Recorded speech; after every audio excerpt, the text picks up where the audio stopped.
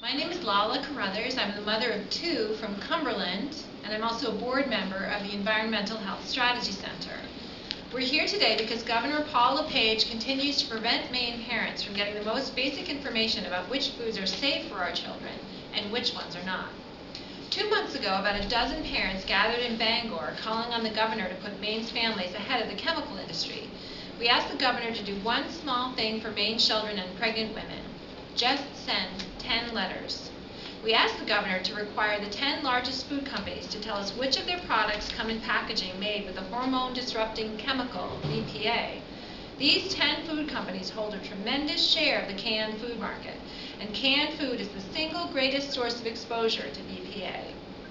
Information from these billion-dollar companies would go a long way to helping moms like me protect our children from cancer, obesity, learning disabilities, and other dangerous health effects that can result from BPA exposure. When you consider the increasing numbers of people who depend on food pantries and soup kitchens, their exposure to BPA in canned food highlights an economic injustice issue as well. I think we can all agree that parents have a right to know which foods are safe for our children. Toxic chemicals like BPA have no place at the dinner table, and Maine moms, dads, doctors, and businesses are frustrated and disheartened by the lack of leadership from Governor LePage. Over and over again, he has put the interests of the chemical industry ahead of the health of Maine kids.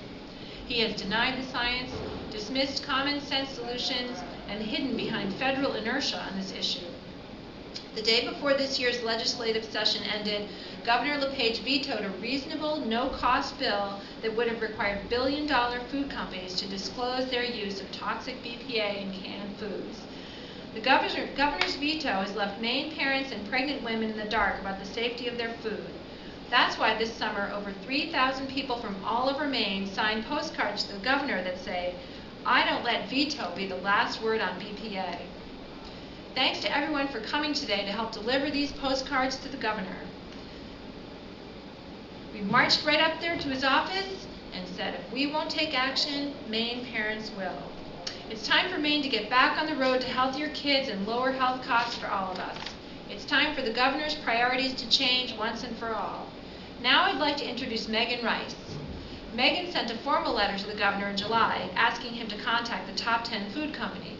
Just last week, 2 months later, she received a response from the governor that follows his pattern of denial and delay and protects the chemical industry ahead of Maine kids and pregnant women.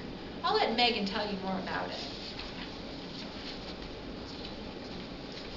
Good morning. My name is Megan Rice, and I'm the mother of 2 girls from the town of Belgrade. I'd like to say that I'm happy to be here today, but the reality is that we're here because the governor isn't doing his job to protect the health of Maine children. 2 months ago, following the governor's inexplicable veto of such a common-sense bill, we asked him to use his executive power and asked the top 10 food companies to tell us about their use of BPA in food packaging. As Lala mentioned, we collected over 3,000 postcards, so you can tell that Maine people feel very strongly about this issue. We didn't hear back from the governor until last week, when I received this letter. I cannot tell you how disappointed I was to read this inadequate and factually inaccurate response. He has passed the buck once again, this time hiding behind a false statement that the FDA has not taken a position on BPA. In fact, the FDA has banned the use of BPA in baby bottles, sippy cups, and infant formula packaging. That's not just a position, it's a clear acknowledgement that BPA is dangerous enough to warrant market restrictions in children's products.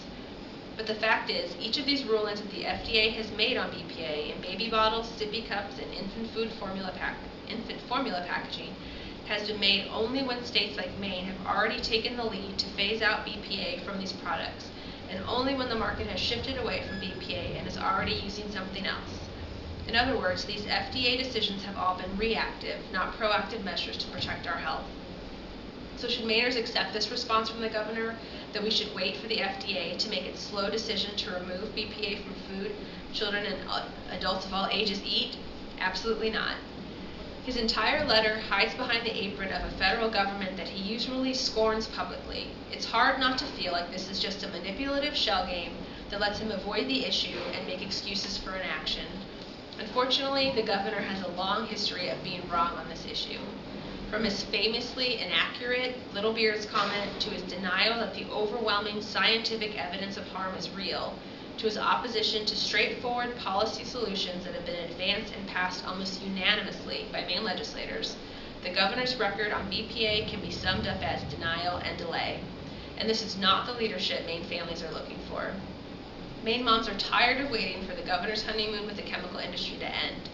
We are going to talk to the top 10 largest food companies ourselves, writing letters, sending emails, and getting on the phone. We'll be documenting our efforts and keeping Maine parents updated. We don't believe any business wants to sell dangerous products, especially to their youngest customers. We are hopeful they will help us get the information we need to protect the health of our kids. Parents shouldn't have to hunt down this information on our own, but it's clear that we'll get absolutely no help from the Blaine House. The 2014 legislative session will reveal a great deal about where lawmakers stand on this issue, and we'll be watching closely. Thank you.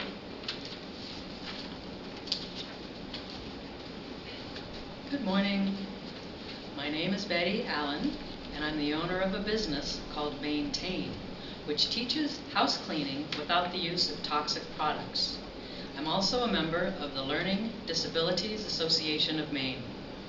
BPA has been a known and powerful hormone disruptor for over 70 years. Before being commercialized by the plastics industry, it was considered as an estrogen replacement therapy in the 1930s. Would any parent knowingly feed their child estrogen? Of course not.